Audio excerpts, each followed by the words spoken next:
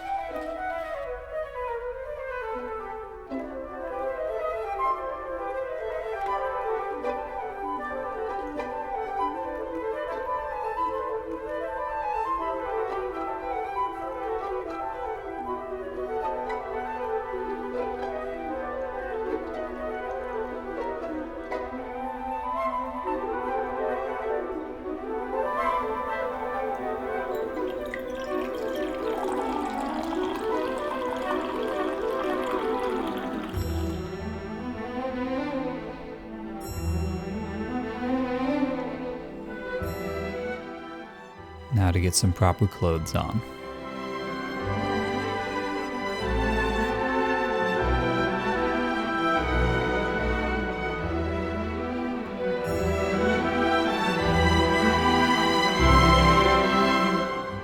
And my most trusty pair of boots.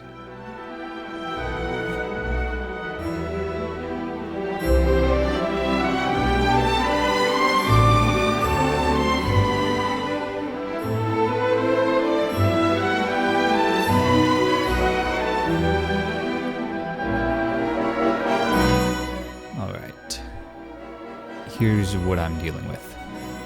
And if you can't tell, trust me, this camber is pretty bad.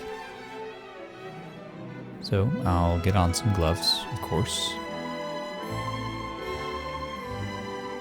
And for this job, I'll be using some ratchets, some sockets in 21, 19, 17, and 22 and 14 millimeter,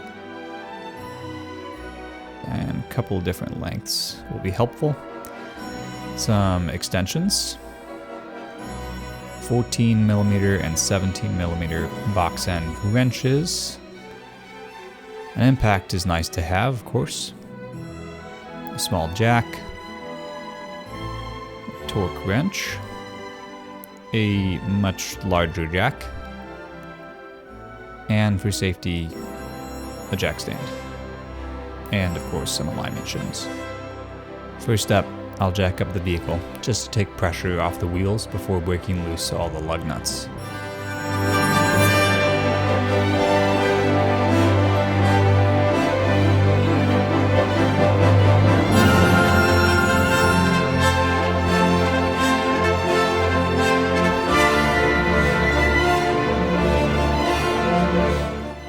Then I'll go ahead and get that wheel totally off the ground and get a jack stand under the frame of the truck. And now I can zip off the rest of those lug nuts.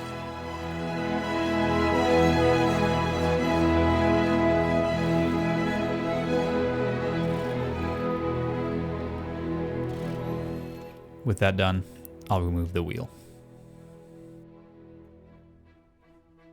Next, I want to get the shock out of the way by removing the 14 millimeter nut up top, along with the bushing and washer, and the 17 millimeter bolt from the bottom, which is secured with a nut and a lock washer. Now I'll remove the 22 millimeter nut holding that upper ball joint in place.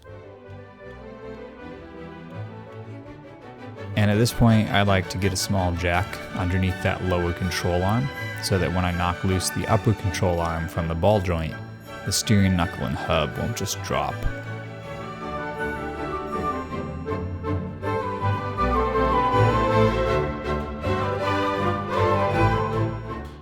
You can use a ball joint separator for this job, or just a sledgehammer, or like me, the hammer top.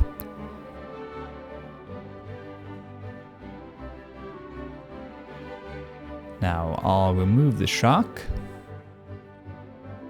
and I have easy access to these bolts which hold the backside of the upper control arm in place.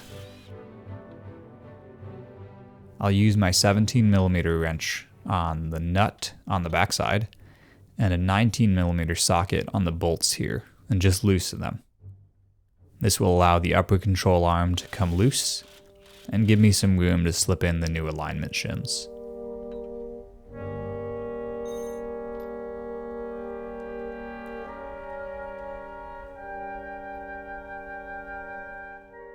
Once they're in place, I'll tighten those nuts and bolts again.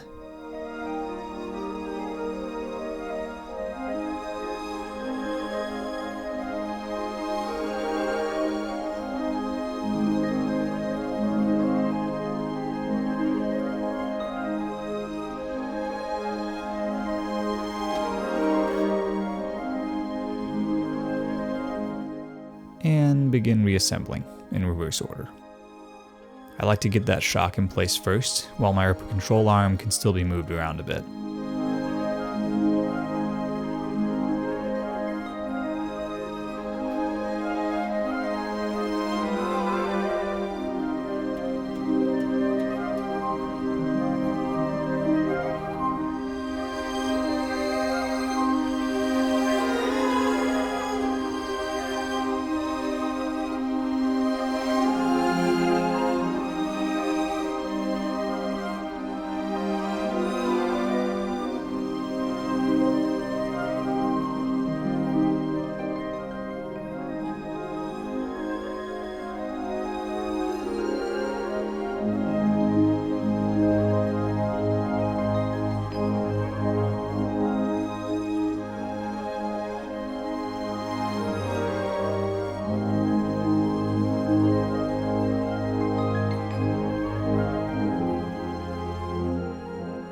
Now I'll secure the knuckle to the upper ball joint and tighten that 22mm nut again, before removing the jack from underneath the lower control arm.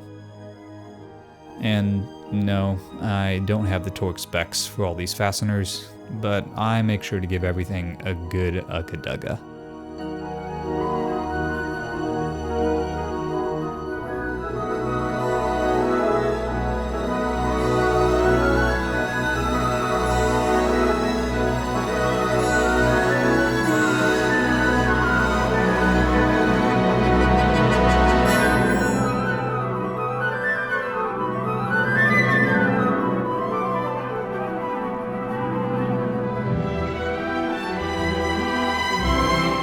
Now, I can get my wheel back on.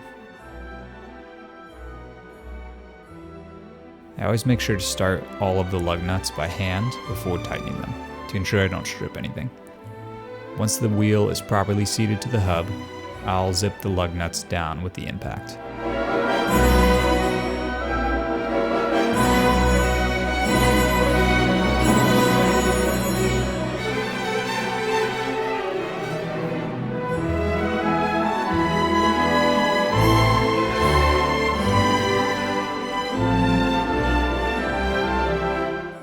Now I'll remove the jack stand and lower the truck just so that the wheel is touching the ground again, so that it doesn't move while I torque down those lug nuts to 100 foot-pounds, because I do have the spec on those.